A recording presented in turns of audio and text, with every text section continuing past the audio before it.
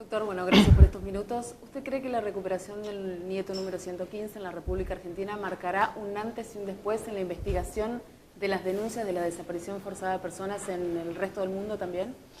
Yo creo que es una continuidad.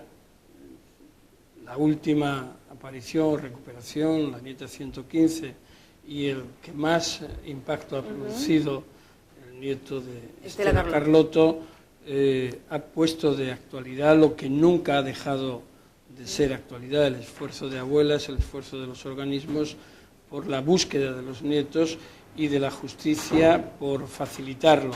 Es un referente esa lucha, es una necesidad y desde luego sí pone de presente la urgencia en la aplicación de la Convención de Desaparición Forzada de Personas y la concienciación por parte de Estados y de sociedad civil en que este es un fenómeno que produce dolor, que produce el más perverso de los sentimientos respecto de aquellas personas que no saben dónde están ni tienen referencia de los seres queridos.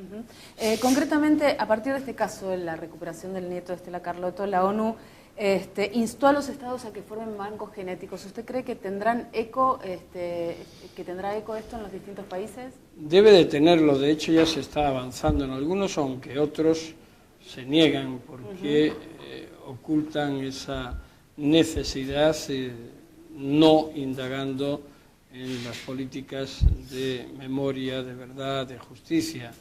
En España, por ejemplo, y después de tantos años desde la guerra civil, 75 años, todavía no tenemos siquiera un banco de datos genéticos porque nunca ha interesado al poder político hacerlo y por tanto las víctimas están en unas condiciones absolutamente desesperanzadoras a pesar del esfuerzo que hacen, ¿no?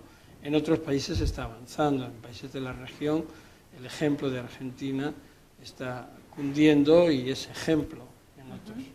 ¿Qué ubicaría entre las cuestiones pendientes en materia de derechos humanos hoy en la República Argentina? Hay que combatir la desigualdad social, la lucha contra la pobreza extrema, contra la discriminación, es una constante y debe de ser una prioridad. Eso conlleva otros efectos añadidos, como es la inseguridad y demás, pero no como una política preferencial la lucha contra la seguridad. La inseguridad viene de una serie de factores concatenados que no se solventan con políticas agresivas contra los más desesperados, ¿no?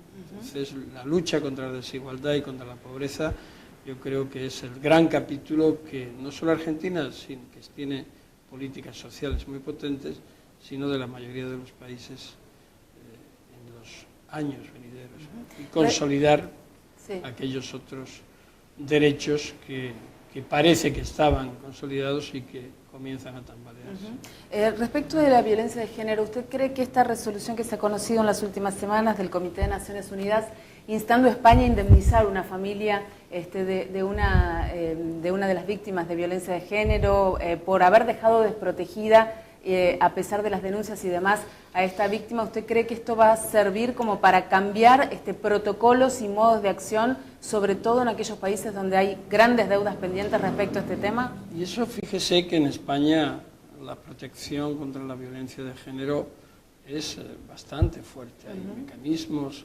tanto judiciales como asistenciales, muy potentes, y el número de víctimas de violencia de género, aunque sigue permanentemente produciéndose, se ha reducido en forma importante, pero es un buen ejemplo para aquellos países en los que ese fenómeno todavía es exponencialmente mayor.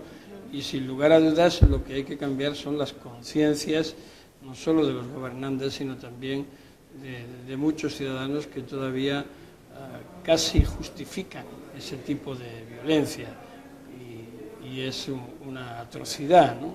Que todavía se pueda entender que en algún modo hay justificación para este tipo de agresiones contra las mujeres, y denota pues que todavía muchas sociedades siguen siendo estrictamente machistas. Sí. ¿Usted cree que pensar hoy, en esta época, en una justicia igual para todos es una verdadera utopía o se va avanzando?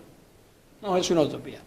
Es una afirmación que desgraciadamente un derecho que no es tal derecho en este momento, es una aspiración, es algo que está lejos de conseguir, pero que creo que existen los elementos para hacerlo, y es un compromiso no solamente del Poder Judicial, sino también del Poder Político, de la sociedad, exigirlo. Muchas veces la sociedad también es demasiado silente, no precisamente en Argentina, en donde los movimientos sociales y de derechos humanos son muy beligerantes, y gracias a esa beligerancia se han conseguido hitos que no se han producido en otros países, pero la indiferencia muchas veces hace que esa desigualdad, como no nos afecta inmediatamente, se consolide, ¿no? Entonces eso es muy peligroso.